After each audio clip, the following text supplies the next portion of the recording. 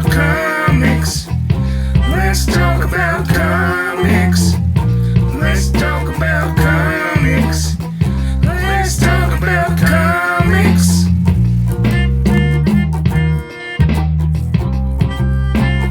Hey friends, how you doing? It's Charles here. It's Wednesday, so you know what time it is. It is time for New Comic Book Day unboxing, and I got a big box of comics from Coffee and a Comic out of Huntington Beach. I get mine shipped to me here in Wyoming and do unboxings on this YouTube channel every Wednesday at 3 p.m.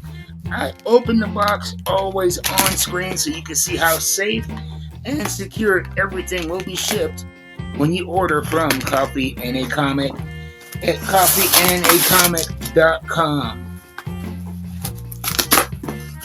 You see, we got not only the outer layer of the box, but we also have everything bagged and boarded, and it comes with free coffee.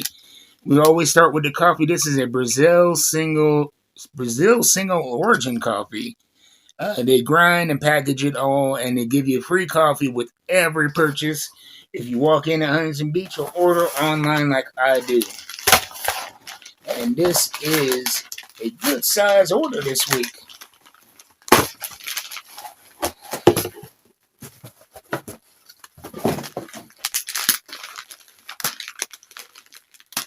Yeah, I have ordered from other companies in the past, and I've seen everything from books coming loose in boxes to not having individual bags or boards or packed haphazardly.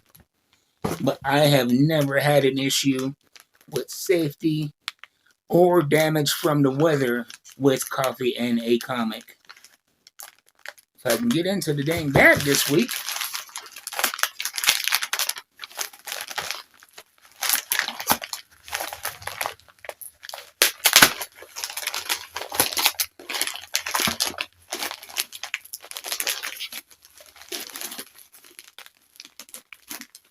Okay, here we go. So we have Wonder Woman, number 15. Big fan of Wonder Woman. Really liking what's been going on the last couple years or so. Red Sonja, Death and the Devil from Dynamite Comics. This is number 4. We have Titans, number 17 from DC Comics. Hello Darkness, number 2 from Boom Studios. We got Red Before Black, number 3 from Boom Studios. I really enjoyed 1 and 2 and can't wait to get into that. Then we got Fearless Dawn, The Bomb, number 4. Black Lightning, number 2. I really enjoyed number 1. I did a video, I think, on number 1, and I definitely did a video on a Black Lightning that I have in my collection from, I think, 1977, 78. Right around that time. If you go on the channel, look for Black Lightning, you will see those videos. Then we have Earth's Mightiest Mutant, Storm, from Marvel Comics. This is number 3. They have covered a lot of story and a lot of information in the first 2 books. Very, very well written. It feels like a big book, but it's not. A lot of, just superior writing in that. We got Batman, 1989. Echoes, number 3. I got this off of the on sale page. I think it was like $1 or $2. And I really love this cover. So even though I'm not into the Batman Echo stories, this might be a cover to actually put on my cover wall. I dig that. I think that's like the Michelle Pfeiffer inspired Catwoman suit we have on the cover here. And then we have the Superwoman Special from DC Comics, Witchblade number 6. And this is from Image/Top Cow Comics. I really enjoyed Witchblade. This is the first Witchblade series that I've actually gotten into. I had no history with the comic, but I was able to jump right in and thoroughly enjoy it. The art is top-notch. The writing is fun and fast-paced and action-packed. If you like action in your comics, get into Witchblade. and it's a new enough series where you should be able to hop on and get number one. And if you can't find number one, the trade paperback should be out soon. Conan the Barbarian, number 17, Titan Comics. It feels just like yesterday when Titan Comics took over the brand. I remember the excitement of, Conan moving to Titan Comics, and was hoping we get more of the original Robert E. Howard stories, more of an adult themed Conan, and it hasn't disappointed. It is not as graphic in nature as the Ablaze Cimmerian series, but it is definitely more mature than the Marvel and more violent than the Marvel series. And the art holds up to anything else that you've seen in it. And they're able to retell stories from a different angle. A great example of that is the recent arc, which was a version of the Frost Giant's daughter storyline from the original Conan writer. And I had some books from Ablaze Comics, the Cimmerian, the Frost Giant's daughter. It was a three book series, and this was kind of an alternate telling of the same story, kind of like getting two different angles on the same story.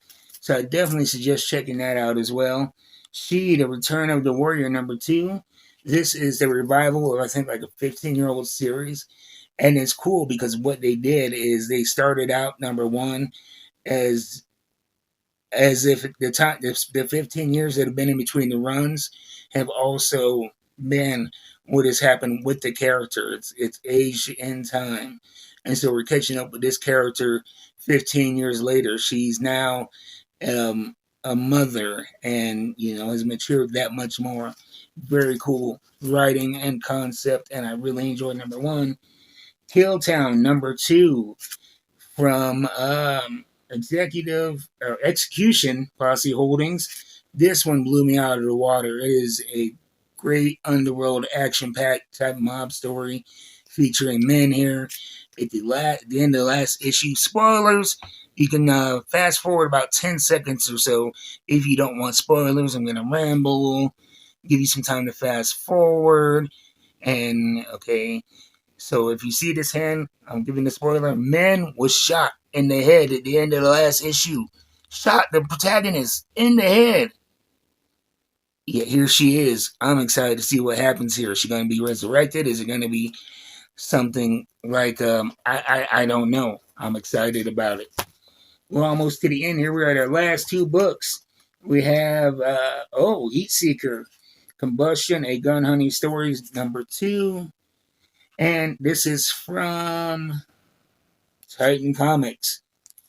Very fun stuff. Not for people with it's